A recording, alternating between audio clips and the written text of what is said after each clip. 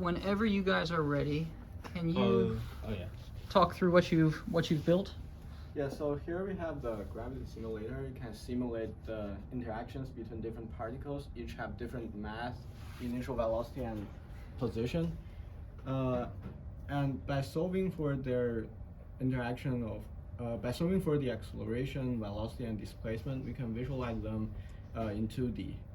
And when simulating for 64 particles, we can have a reasonable refresh rate of 10 frames per second. We tested up to 1,000 particles, but that takes 25 seconds for one frame. Yeah, so our implementation is based on the paper called GRIP6. It's a massively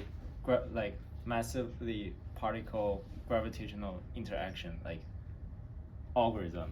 So basically we basically use this formula to calculate each particle's acceleration due to another particle, and then this is one the physical hardware implementation of this function, and then this is our one compute module, and due to the logic units number limitation, we can only input at most 8 computation module in our FPGA. So basically we put 8 compute module in parallel, and each compute module will take in a object 1. So that means 8 compute module have same 8 object 1, and it will take in external object 2, different 8 external object 2 to calculate the acceleration due to different object 2, and then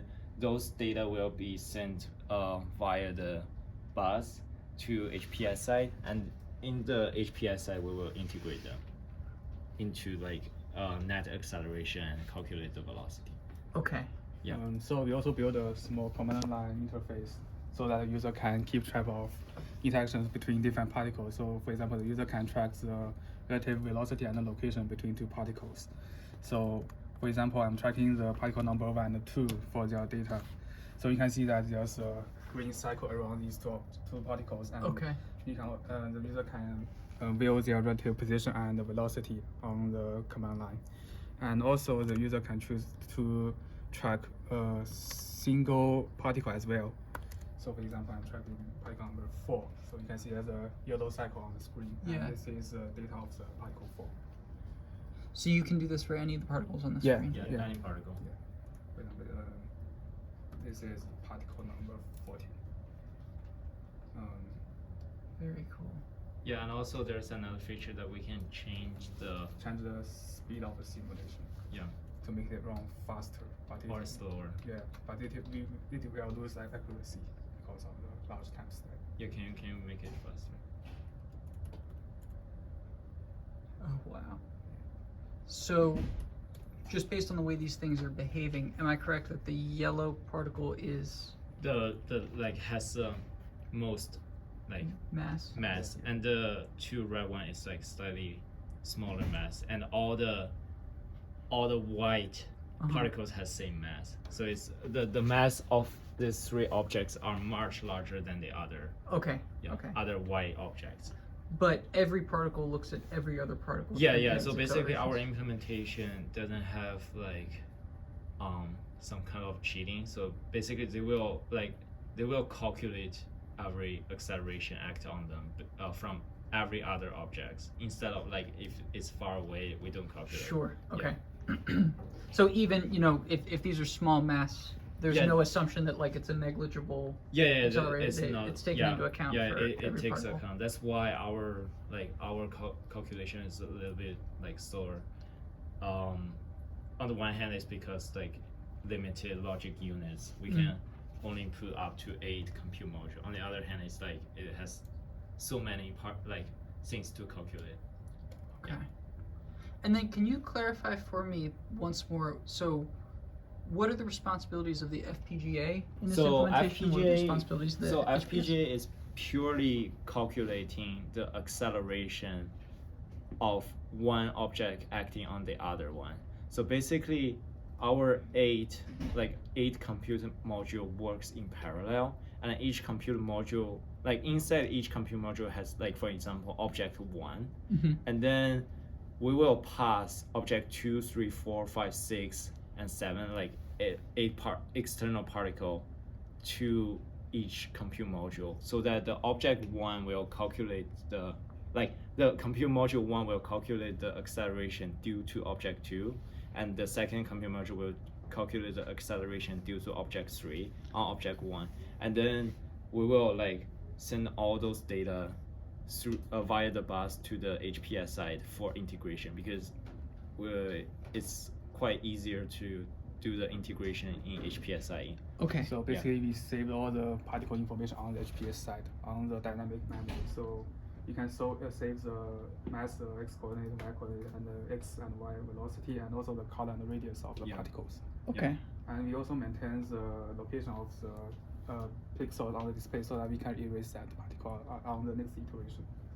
Yep. Okay. And also, there's another reason that might limit the speed of calculation is because we are using the bus.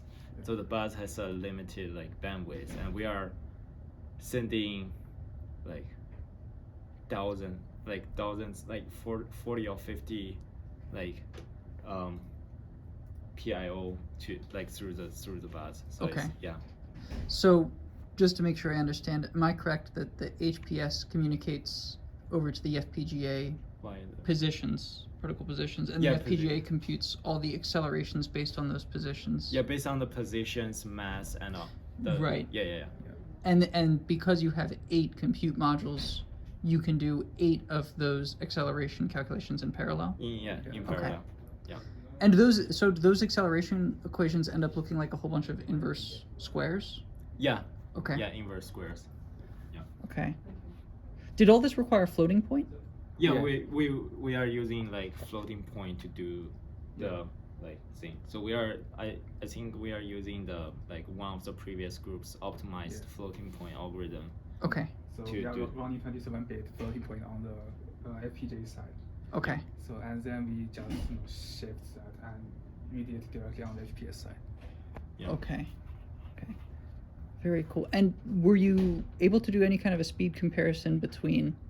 Was there a difference in the number of particles that you could animate at a particular frame rate with just the HPS versus with the FPGA doing some acceleration of the acceleration computations? I think how many particles is like It's three. I think we can achieve around 40% acceleration. 40% acceleration? We count the calculation time between the HPS and the FPGA.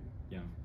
Wow. So if you have at least, I think it's 20 particles or 30 particles, the FPGA starts to like calculate faster than HPS. But if you have fewer, it's like A tie. yeah, Okay. a tie. Yeah. Okay. Because HPS can handle that thing quite fast because it's fewer particles. But if the number like grow exponentially, the FPGA is faster. Sure. Yeah. Very nice. Yeah, you Make can it go a little bit. You can make it faster, or a little bit faster, not too fast.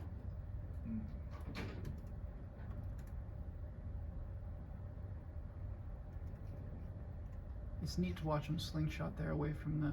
Yeah, because we don't want the denominator to be 0. Oh yeah, I So wanted we to ask add about a- that. So we add a very, very small number. I think it's power of what, like negative. Negative to negative 100. So you Yeah, never yeah. divide by 0. There's a Yeah, you small never epsilon. divide it Okay. by 0. So Okay. that's why there's if they are too close, it will like just have a very like large velocity too. Yeah.